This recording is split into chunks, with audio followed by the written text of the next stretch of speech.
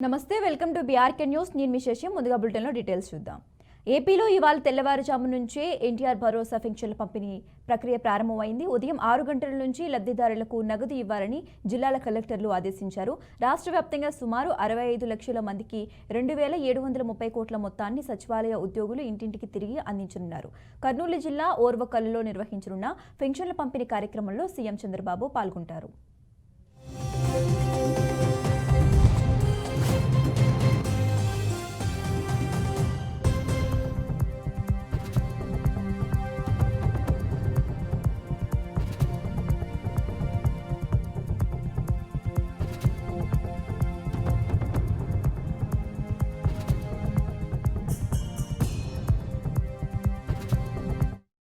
ఏపీలో ఇవాళ తెల్లవారుజాము నుంచి ఎన్టీఆర్ భరోసా పింఛన్ల పంపిణీ ప్రక్రియ ప్రారంభమైంది. ఉదయం 6 గంటల నుంచి లబ్ధిదారులకు నగదు ఇవ్వాలని జిల్లాల కలెక్టర్లు ఆదేశించారు. రాష్ట్ర వ్యాప్తంగా సుమారు 65 లక్షల మందికి 2,730 కోట్ల మొత్తాన్ని సచివాలయ ఉద్యోగులు ఇంటింటికి తిరిగి అందించనున్నారు. కర్నూలు జిల్లా ఓర్వకల్లులో నిర్వహించనున్న పింఛన్ల పంపిణీ కార్యక్రమంలో సీఎం చంద్రబాబు పాల్గొంటారు.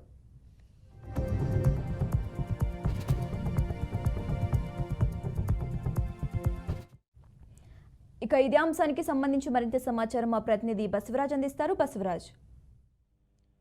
శశిరేఖ, రాష్ట్ర ముఖ్యమంత్రి చంద్రబాబు నాయుడు ఈరోజు కర్నూలు జిల్లా ఓర్వకల్లు మండలానికి రాబోతూ ఉన్నారు. ఏదైతే సామాజిక పింఛన్లు పంపిణీ కార్యక్రమానికి ఆయన హాజరు కాబోతున్నారు. అంటే యాక్చువల్ గా ఈ ప్రోగ్రాము కర్నూలు జిల్లా పత్తికొండ నియోజకవర్గంలో పుచ్చకల కాయలమడిలో యాక్చువల్ గా ఉండింది. అయితే అనివార్య కారణాల చేత అది పోస్ట్పోన్ అయ్యి ఓర్వకల్కు షిఫ్ట్ చేయడం జరిగింది. ఈ ప్రోగ్రామ్ ను అంటే సరిగ్గా మధ్యాహ్నం 12 గంటలకి ఏదైతే ఉండవల్లిలోని తాడేపల్లి నివాసం నుంచి ముఖ్యమంత్రి గారు విజయవాడ ఎయిర్పోర్ట్ కు రావడం జరుగుతుంది. అక్కడ నుంచి మళ్ళీ 12:20, 12:30 మధ్యన కర్నూలు జిల్లా ఓర్వకల్లు ఎయిర్పోర్ట్ కు బయలుదేరుతారు.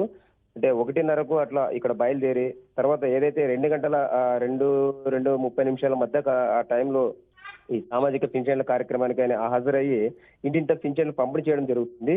ఆ తర్వాత 3 గంటల సమయంలో అంటే కొంత ఇంటరాక్షన్ అంటే పబ్లిక్ తో ఫేస్ టు ఫేస్ ఇంటరాక్షన్ ముఖ్యమంత్రి స్వయంగా ఇంటరాక్షన్ అయ్యి వాళ్ళ సాధక బాధకులు వినే పరిస్థితి కనిపిస్తా ఉంది.